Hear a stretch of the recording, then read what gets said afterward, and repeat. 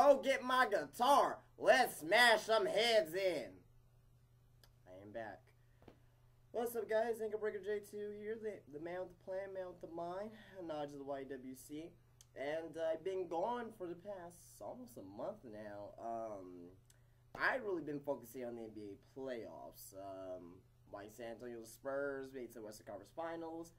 I've been focusing on that. Still been watching wrestling still.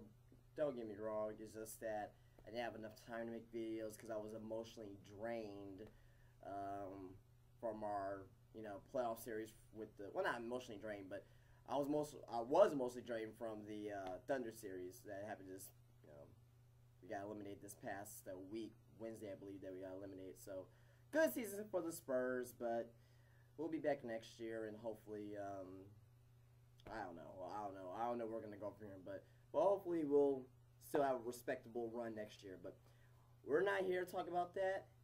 Probably half you guys don't even care about the San Antonio Spurs or the NBA playoffs.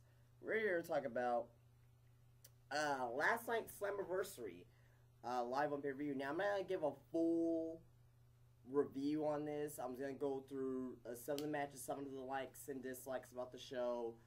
And also, I'm going to talk about last week's Raw and kind of a semi-preview for Raw tonight. Well, last week's Raw, to me, sucked fuck. But I'll get into that in just a minute. But let's go and talk about TNA.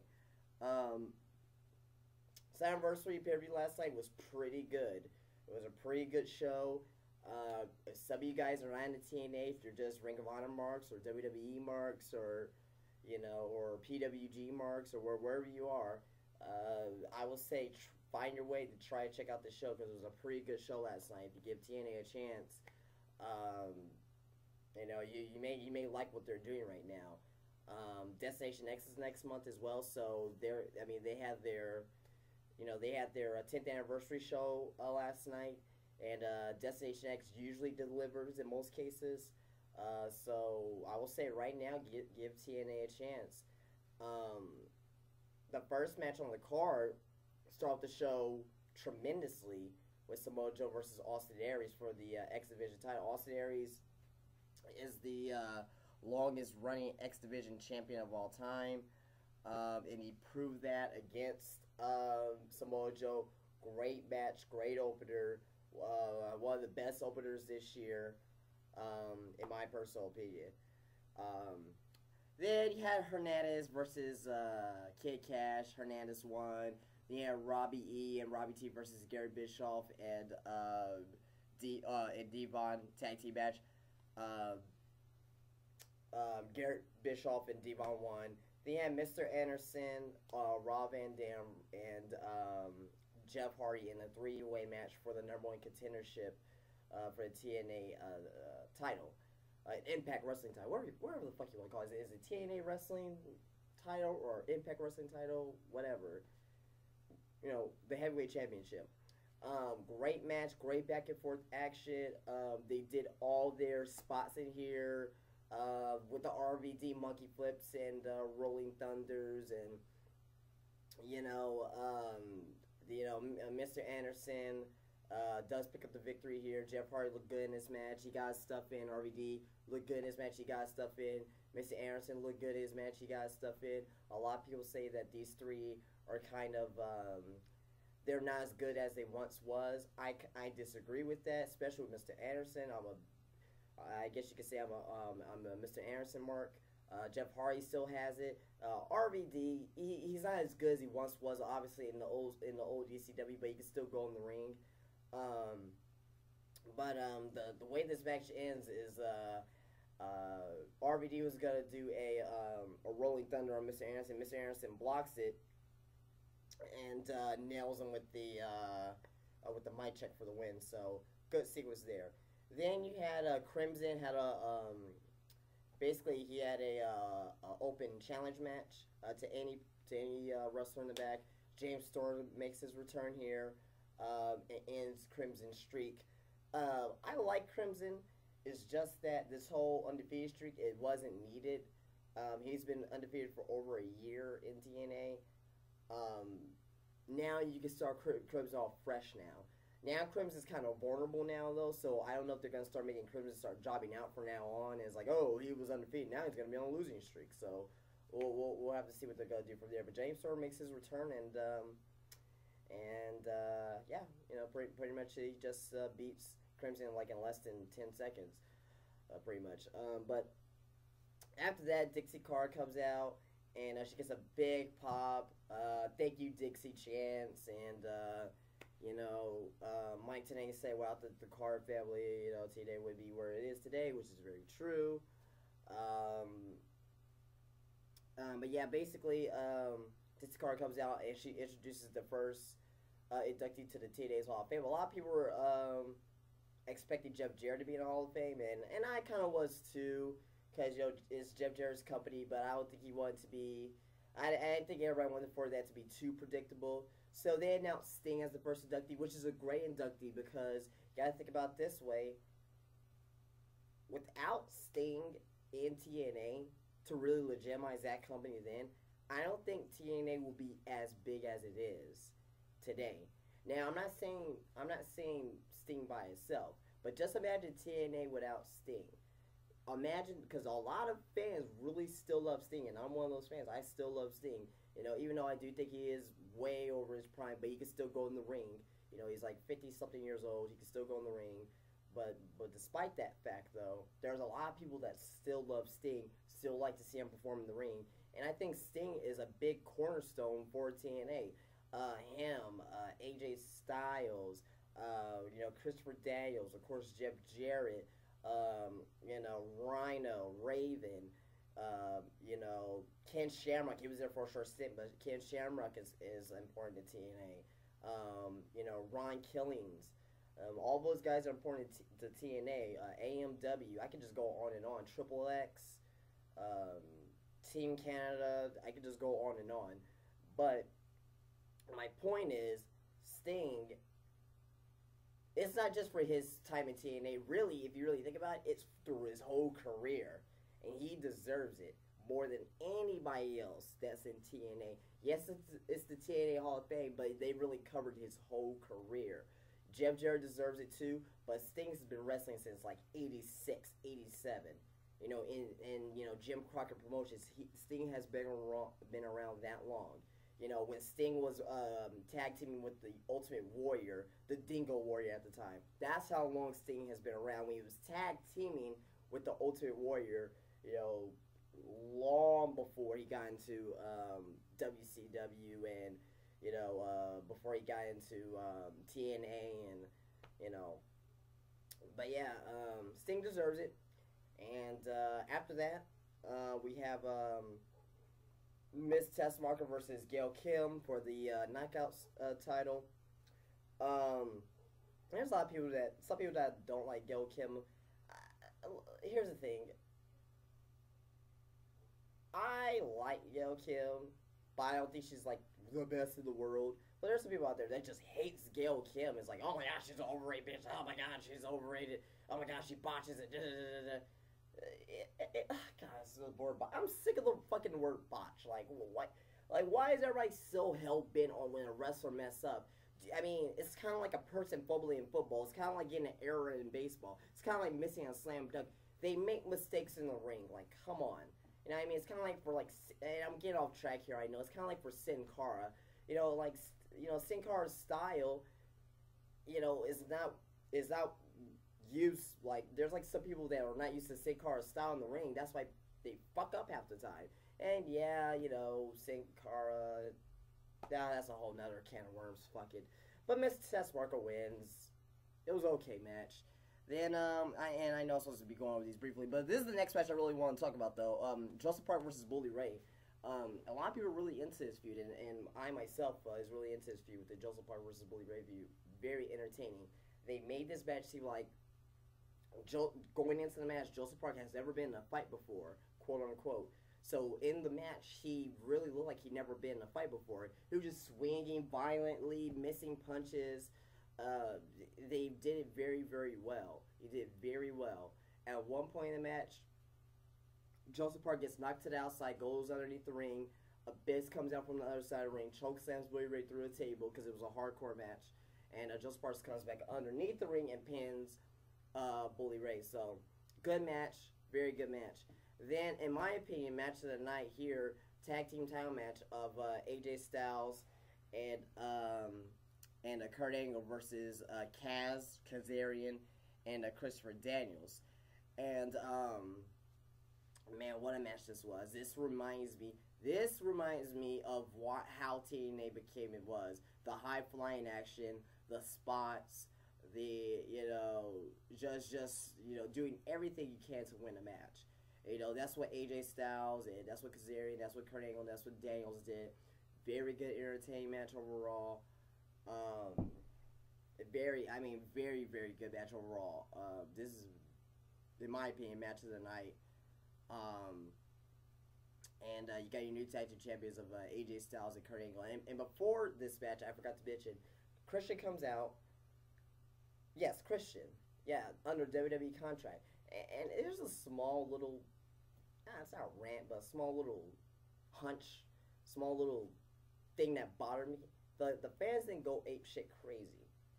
At least it didn't come off. Through my, through my speakers when I was hearing it. The fans didn't go ape shit crazy. They were kind of like dead.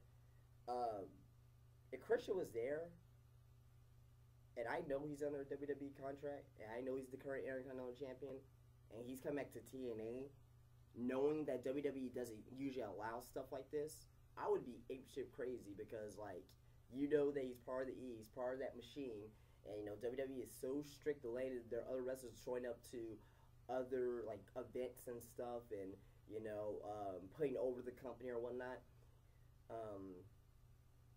I mean, I would have went ape shit crazy, but it was good. It was a good return for Christian, even though they got some "you sold out" chants, which is completely dumb and stupid. I didn't like that there when there was a say "you sold out, you sold out, you sold out." You gotta think about it this way. If you're a wrestler, you gotta do what's best for you. You gotta do what's best for you, your family, and your situation. You can't just call wrestlers that they sold out because they want to do something better for themselves, or maybe the situations that they were in at the time wasn't good enough for them. Now, yeah, Christian became a World Heavyweight Champion in WWE. He was coming in with joke of, but I'm pretty sure he's still happy in WWE right now. I mean, he's still there, so. All right, and our main event was the TNA World Heavyweight title match with Sting and Bobby Roode. Overall, this match was okay. It wasn't too great. Bobby Roode still wins, which is great. And basically, to go home, send the fans home happy. That's what I like to live by. Send the fans home happy at a show like this. Sting attacks Bobby Roode, puts him in a Scorpion Death drop position, and he did off the stage through a table. So that was a pretty good spot there. And Bobby Roode does win. I don't know if this is going to continue the feud between Roode and Sting, but we'll have to see. But yeah, overall the show was pretty good though. I really did like the show overall. And hopefully things are looking up for TNA. Things are looking up for TNA right now, in my opinion. So we go from TNA, something positive, to something negative. WWE and Raw last week. I'm sorry, Raw last week was a piece of shit. And there's some people out there that are saying, "Oh, you might be too hard on that." You had your show. Basically, just hear me out. And I'm probably gonna say stuff that you already heard over the past week. But you had your show. Basically, the payoff for the show last week on Raw was to have Michael Cole roll around in barbecue sauce and in his boxers against John Cena. How does that give your product any credibility? Didn't Brock Lesnar a couple weeks ago, or last month sometime, when he was like, "Oh, I want to bring credibility back to WWE. I want to bring the legitimacy back to WWE." So yeah, Brock Lesnar being the hell out of John Cena, busting him open at Extreme Rules, to barbecue sauce boxers Michael Cole. Do you see where I'm going here? They're not consistent on what direction they want to go in. And not just that, half your roster was missing. There was no Zack Ryder. There was no Miz. There was no Brodus Clay. But yet he was on SmackDown. There was no Triple H. There was no Brock Lesnar. We already know what happened to Randy Orton. I mean, where was half of your roster? There was no Santino. I think I said Miz already. Where was half of your roster? Half of your roster was not even there. And it's just pathetic. Like, why? They did nothing to build up anything for No Way Out. There was no Big Show wasn't even there. Oh, he was there at the very beginning, but like he wasn't like there, like, you know, in the show. You know, oh my God, man, it was just so horrible, man. I mean, there were some bright spots. You know, Daniel Bryan taking Yes to the next level. It's like the Yes is gonna be the next level. What now? I mean, a lot of people are really behind that. You know, Jonathan Knights was actually entertaining last week, in my opinion. You know, what else happened? Dolph Ziggler got a title shot against Sheamus. I mean, but other than that, it's just been... last week was pretty shitty. And yes, I know Daddy's coming home tonight, Vince McMahon, and I love seeing Vince McMahon. But god damn it, if these are it's gonna be a 3-hour Raw tonight, and if these are gonna be the 3-hour Raws that we're gonna get, oh, by God, hold on tight. And a lot of people say, oh, you're being too critical. Oh my God, why are you being so critical on Raw? I didn't think it was that bad. If TNA would have done this, you would say, oh God, that's crap. Oh my God, oh, you know, why they're even on live. You know, like, there's a bunch of hypocritical fans out there that, you know, they let one company get away with something, but they don't let another company get away with the same thing if they were to do the same thing. You know, so if TNA were done that, a lot of people would be talking shit about TNA right now. I understand TNA doesn't have a lot of luxury to fuck up, but still, though, you'll still be complaining about it, though. So imagine if it was the same thing. You know, instead of John Cena and Michael Cole, you get Eric and Garrett Bischoff. The same exact thing. Imagine that. You'll be talking crap about that. Point blank, period. But, Raw tonight, they gotta... I'm still behind WWE. I love WWE. I'm always going to love WWE. But it's just like right now, though, they do not know what they want to call themselves. Is it going to be the new WWE Attitude Era? Is it still PG? Is it going to rate it G like last week? Because last week was rated G almost, in my opinion. The way how they just built that show. You know, even last week, they didn't even do anything to get us to No Way Out. What's gonna motivate me to watch No Way Out? There was nothing right now. There was no build with Cena and Big Show. Now we don't even know who's going to now. God, man, the roster's thin. I'm sorry. Alberto Rio has a concussion now. Randy Orton's out.